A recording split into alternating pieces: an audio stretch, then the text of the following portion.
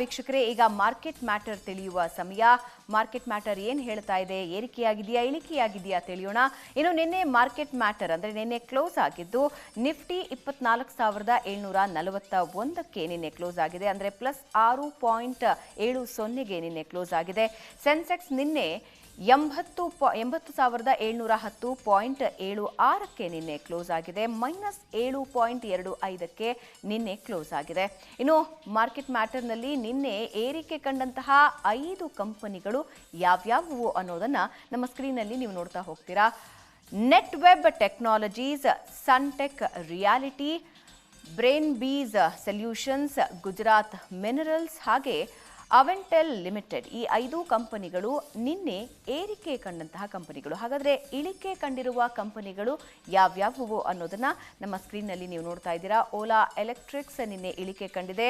Varun beverages, ಬೇಕ್ಸ್ಟರ್ fund ಹಾಗೆ oriental electrics ಹಾಗೆ ರಿಲಿಗೇರ್ enterprises ನಿನ್ನೆ ಇಳಿಕೆ ಕಂಡಿರುವ ಕಂಪನಿಗಳು. 5 ಕಂಪನಿಗಳು ಏರಿಕೆ ಕಂಡಿದ್ದನ್ನು ನೋಡಿದ್ರಿ, 5 ಕಂಪನಿಗಳು ಇಳಿಕೆ ಕಂಡಿದ್ದನ್ನು ನೋಡಿದ್ರಿ. ಇನ್ನು ಚಿನ್ನ ಬೆಳ್ಳಿ ದರದ ಕಥೆ ಏನು ಅನ್ನೋದನ್ನ ನೋಡ್ತಾ ಹೋಗೋಣ.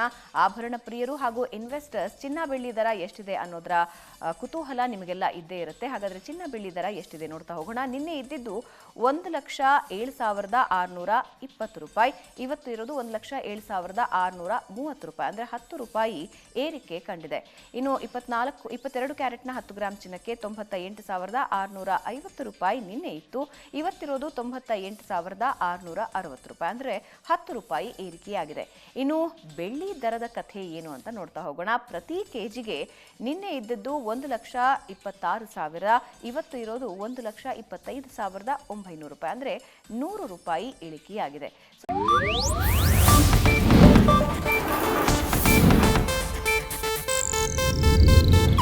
ಇದು ಏಷ್ಯಾನೆಟ್ ನ್ಯೂಸ್ ನೆಟ್ವರ್ಕ್ ಪ್ರಸ್ತುತಿ.